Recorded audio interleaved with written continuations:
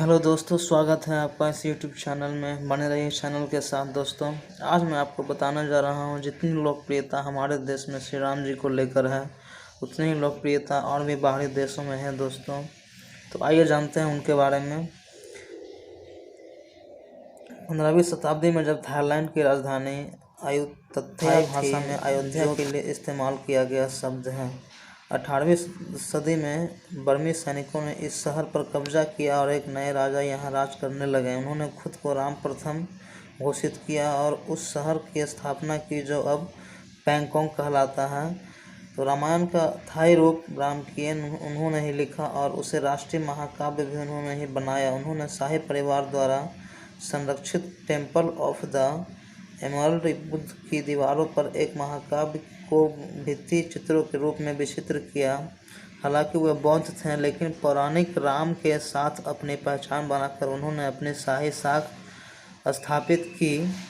उन दिनों बौद्ध और हिंदू धर्म के बीच कोई भेद नहीं करता था।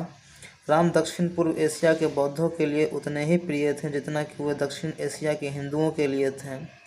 जल्द ही वे दक्षिण पूर्व एशिया के राजाओं के लिए आदर्श बन गए। 11वीं शताब्दी में बर्मा में मोन भाषा में लिखे पत्थर के शिलालेख से पता चलता है कि बागान राजवंश के राजा क्या जी तथा ने घोषणा की थी कि वे अपने पिछले जन्म में राम के निकटतम संबंधी थे। अंगकोर वाट, जो 12वीं शताब्दी में कंबोडिया में बनाया गया, के जिस गलियारे में शाही जुलूस का चित्रण है, उसके बगल के गलियारे में रामायण के खमेर संस्करण रामाकेर की नक्काशी पाई जाती है। नोम पेन्नेह में शाही महल परिसर की दीवारों पर भी रामायण पर आधारित भित्ति चित्र मिले हैं।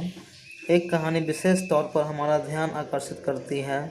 इसमें हनुमान एक टूटे हुए पुल के किनारे से लेकर लंका के तट तक खुद को तानते हैं ताकि राम अपने रथ पर सवार होकर अपनी भव्य वानर सेना के साथ आसानी से समुद्र पार कर सकें।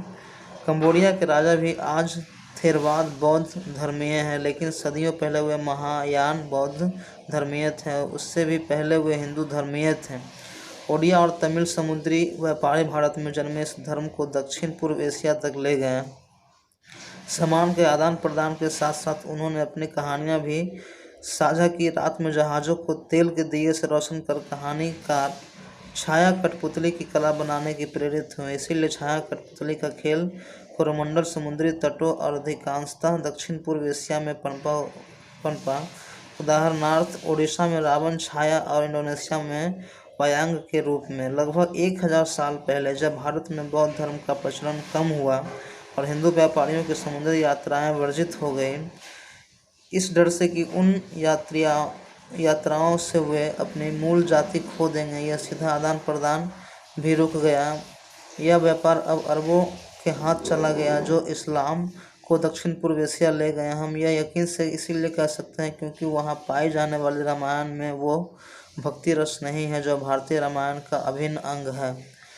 जावा की काकविन रामायण का पहला भाग वाल्मीकि रामायण जैसा है, जबकि दूसरा भाग उससे अलग है। दूसरा भाग अधिक लोकप्रिय है क्योंकि यह स्थानीय हास्यप्रद नायक कुरूप, संरक्षक देवता सेमर और उनके 3 विचित्र बेटों के कारनामों की बात करता है। मलेशियाई हिकायत मेरी रामा निर्णायक लक्ष्मण को अधिक महत्व देता है। वह रावण के प्रति अधिक सहानुभूतिशील है। यह स्थानीय नवाचार भारत और दक्षिण पूर्व एशिया के बीच सांस्कृतिक संबंधों के लंबे समय से टूटने का प्रमाण है, जिसमें सुधार लाने का वर्तमान भारतीय सरकार ने निश्चय कर रखा है।